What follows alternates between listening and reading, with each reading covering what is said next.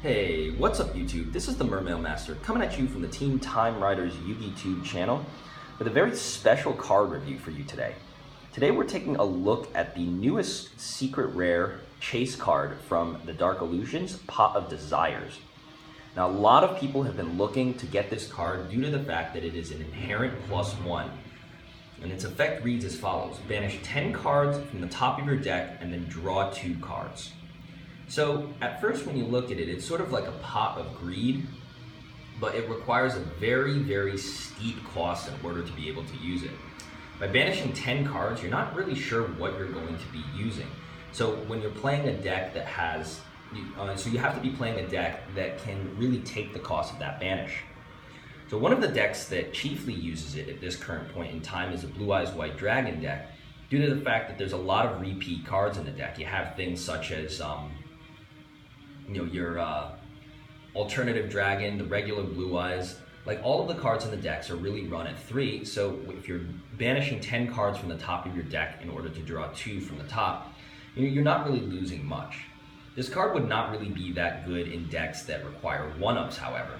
So you're looking at decks like Satellar Knights or Cliff Forts or something like that rely on a lot of 1-ups. So if you activate Pot of Desires and mill away your scout, that's not going to really be as beneficial for you. So what you're really looking to do is looking to find a deck that has a lot of 3-ofs to offset the steep costs that Pot of Desires has. If you're able to do that, Japan has found that it can be a very competitively viable card, because when you look at it that way, it's really just a straight +1.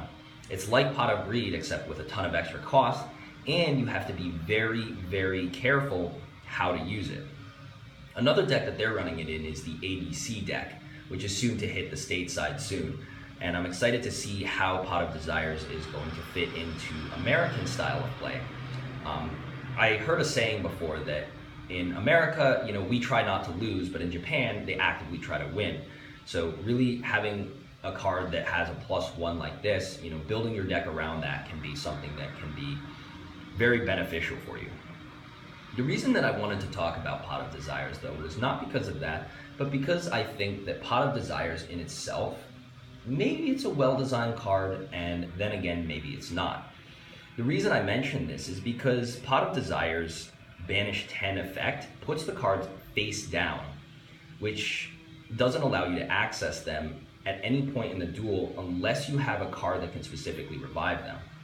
It also banishes the top 10 cards from your deck, so you're not seeing what's going to the banish zone until it's actually gone there.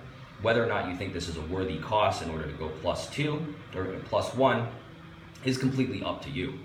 But as I mentioned, it's depending on the deck. My personal experience with the card has been sort of 50-50. I've been trying it out in my Mermail deck due to a recommendation from Team Dyson Sphere's Charlie Kipp, who mentioned that it would be a good card in order to run in Mermails. What I found, however, was that while it can be a good card to power you through +2, it actually got me a Diva a couple of times. The problem that I had with it is that, okay, if you open well, it's a very, very good card. Like if you open with a Neptibus, get all your Dragoons out of the deck, pretty much empty your deck of stuff that you need, it's very easy to activate Pot of Desires, search everything that you need, banish 10 from the top of your deck that you don't really care about, and then draw 2 cards. So it's very good once you've gotten pretty much your 1-ups and your 2-ofs out of the deck, and you can then just focus on powering through the rest of the deck.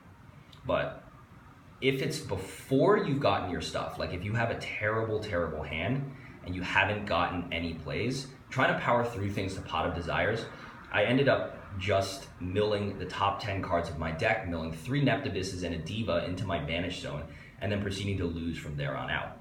So I think that when playing Pot of Desires, what I mentioned before about the ability to use it as like a banish card, or to be able to use those banish cards, or to be able to not be affected by the stuff that you banish, is very important, sort of like the Blue Eyes and ABC decks do. But you have something like Mermails, or any other type of deck that uses it in that fashion, you have to open, if you open well, it's a win more card, and then if you open terribly, it could very, very well lose you the game. So it's all a matter of perspective when you want to run this card, and knowing like are you willing to take the risk of milling 10 cards?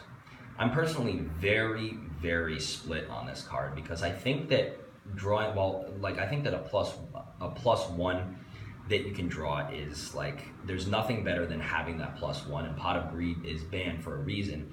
But at the same time, you don't know what you banish from the top of your deck. 10 cards from the top is a fourth of your deck, which means that if you don't have the stuff that you need and you want to power into it, it's gonna be pretty much a crapshoot as to whether or not you banish that card or draw into it. And there's a very, very high chance that you'll banish the card rather than draw into it. So on a math perspective, in my opinion, it's not really worth running in that respect. But I think that if there's a specific deck or there's a specific competitive strategy that can get the most use out of it, such as those blue eyes or those ABCs, that it could be a very, very good card to help you get through to your stuff. So yeah, that's been my sort of review on Pot of Desires. The jury's still out on this one. I think that we're gonna have to wait to see sort of where the card is going to competitively stand before we make any sort of judgments on it. But I've really enjoyed trying them out in the deck, if not for their ability to banish stuff, but their ability to be just sort of like a fun card you can use. They've been very interesting and very fun. So yeah, this has been a review for the card Pot of Desires for the Team Time Riders YouTube channel. If you enjoyed this review, please remember to comment, like, rate, and subscribe. And I'll see you guys next time. Mermail Master out. Peace.